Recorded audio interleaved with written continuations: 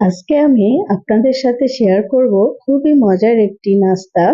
এই নাস্তাটি আপনারা বিকেলে চায়ের সাথে বা কোনো গেস্ট আসলে এই নাস্তাটি আপনারা করে দিতে পারেন। তো এই নাস্তাটি আমি চিকেন এবং একটি মাত্র আলু দিয়ে করেছি।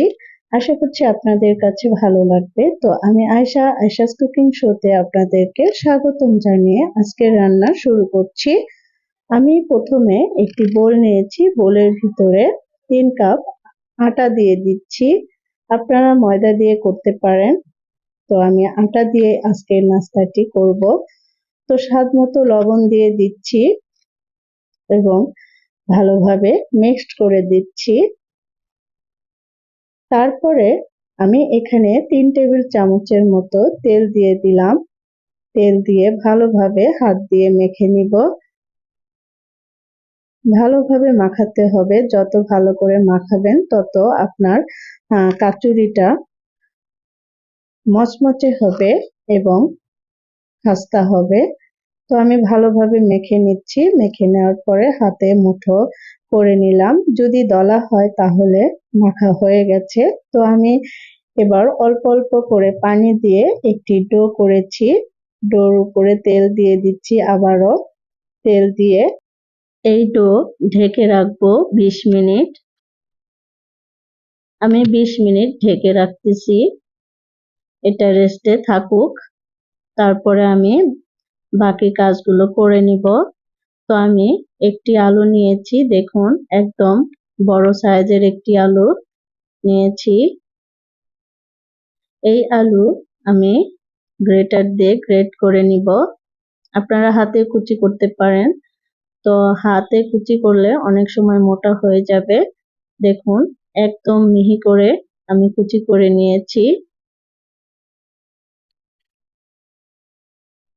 তো আমি এই আলু কুচি সাইডে রেখে দিচ্ছি। এরপরে আমি চুলায় প্যান বসিয়ে দিয়েছি এবং 2 টেবিল চামচ তেল দিয়েছি।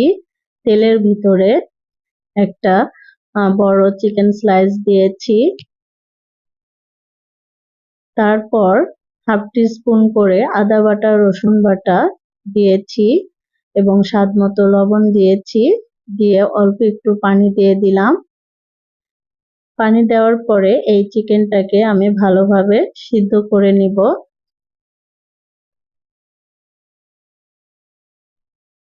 দেখুন ভিউয়ার্স একদম পানি শুকিয়ে গেছে। তার মানে এই চিকেন সিদ্ধ হয়ে গেছে। এবার আমি নামিয়ে ঠান্ডা করে নিব।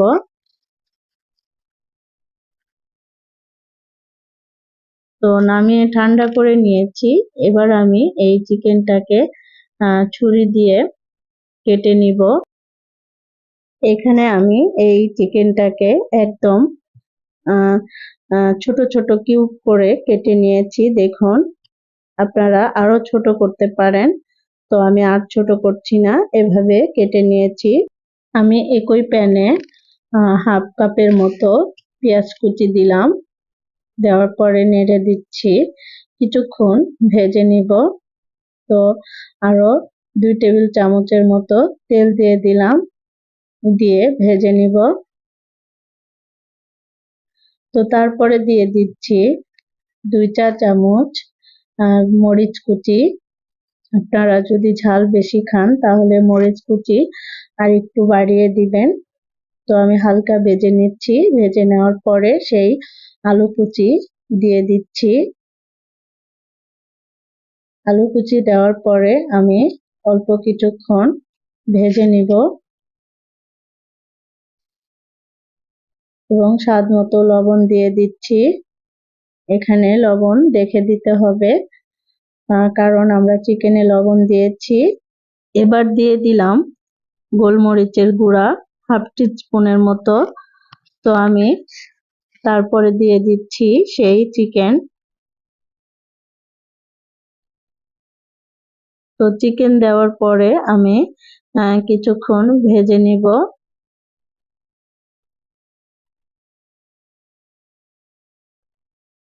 তো ভিউয়ার্স আমি কিছুক্ষণ ভেজে নিচ্ছি। এই পর্যায়ে যদি আমার রেসিপি ভালো লেগে থাকে প্লিজ একটা লাইক দিয়ে দিবেন। একদম সিম্পল মশলা, কোনো বেশি মশলা ইউজ করা হয়নি। তো ভিউয়ার্স, আমি নামিয়ে নিচ্ছি। নামিয়ে নেওয়ার পরে দেখুন ডোর দিকে আসলাম। এবার আমি এই ডোটিকে আবারও মথে নিব। মথে নেওয়ার পরে লেচি করে নিব। তো আমি একটি লেচি রুটি বেলে নিচ্ছি। দেখুন একদম পাতলা করে এই রুটিটা বেলতে হবে। যত পাতলা করবেন তত আপনার কাচুরিটা ভালো হবে, মচমচে হবে। তো আমি রুটির উপরে তেল দিলাম এবং গুঁড়ো আটা ছড়িয়ে দিয়েছি। তারপরে এক পাশ থেকে টেনে এনে ভাঁজ দিয়ে দিচ্ছি, অপর সাইডেও ভাঁজ দিয়ে দিচ্ছি। সমান করে দিতে হবে, একটা ছোট একটা বড় হলে চলবে না। তো আমি একটু চাপ দিয়ে ভালো করে সেট করে দিচ্ছি। এরপর আবারও তেল দিয়ে দিচ্ছি। তেল ছড়িয়ে দিচ্ছি।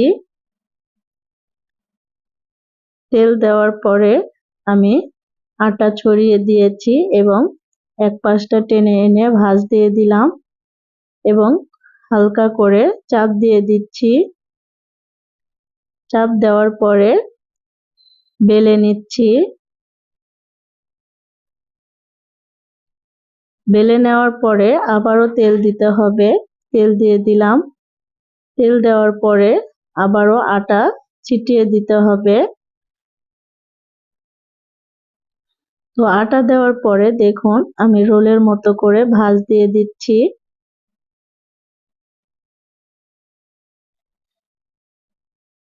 এবার ভালোভাবে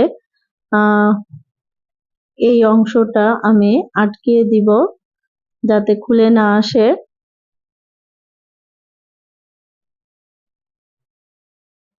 তো দেখুন একদম রোলের মতো ভাঁজ হয়ে গেছে। তো আমি এবার মাঝখানে ছুরি দিয়ে কেটে নিচ্ছি। কেটে নেওয়ার পরে দেখুন ভিতরে কতগুলো লেয়ারের মতো হয়েছে।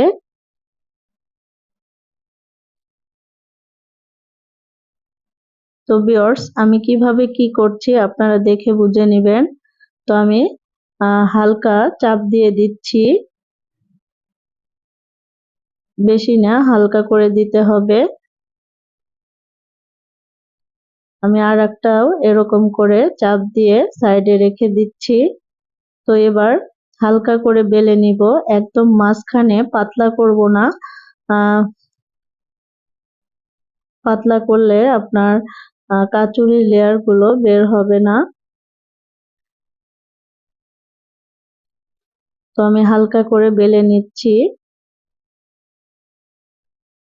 দেখুন এই লেয়ারের সাইডটা নিচের দিকে দিলাম এবং অপর সাইডে পানি দিয়ে দিচ্ছি। পানি দেওয়ার পরে আমি চিকেন দিয়ে দিলাম।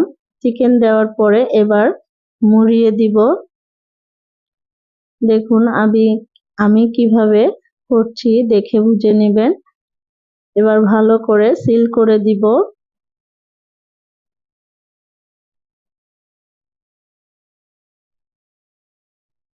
ভালো করে বন্ধ করে দিতে হবে, তা না হলে ভাজার সময় আপনার পুর বের হয়ে যাবে। আমি ভালো করে আটকিয়ে দিচ্ছি।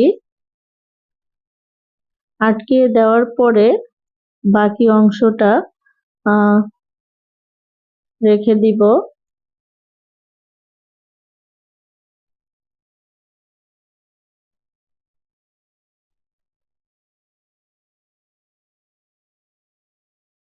তো আবারও ভালো করে চাপ দিয়ে দিয়ে প্রেস করে দিচ্ছি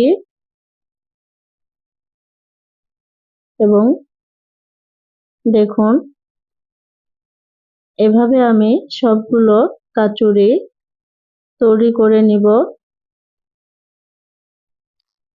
আমি আরেকটা রুটি নিয়েছি, সেম একইভাবে আমি লেয়ারের অংশটা নিচের সাইডে রেখেছি এবং অপর পাশটায় পানি দিয়ে দিলাম।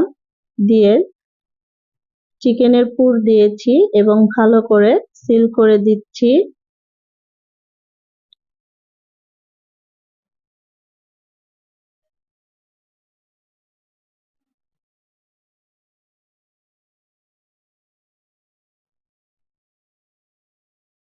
আমি ঘুরিয়ে ঘুরিয়ে বন্ধ করে দিচ্ছি।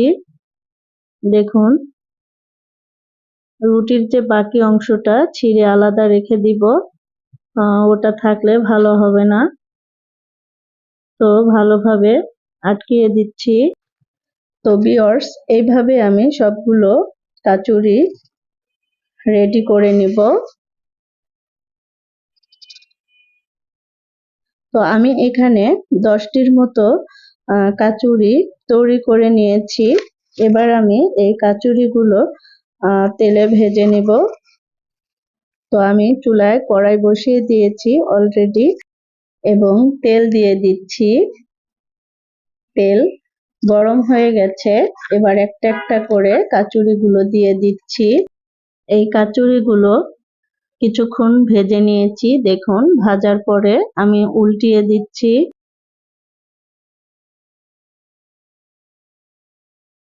আমি মিডিয়াম হিটে এই কাচুরিগুলো ভেজে নিচ্ছি। একটু টাইম নিয়ে ভাজতে হবে, কারণ যত বেশি টাইম নেবেন তত বেশি আপনার এই নাস্তাগুলো মুচমুচে হবে, খাস্তা হবে। তো ভিউয়ার্স, দেখুন আমার কাচুরিগুলো হয়ে গেছে। এবার আমি তেল থেকে উঠিয়ে নিচ্ছি।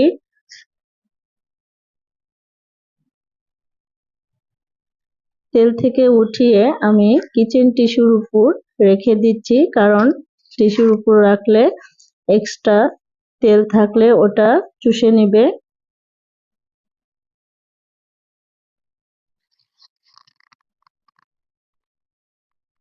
তো আমি সবগুলো নাস্তা উঠিয়ে নিচ্ছি।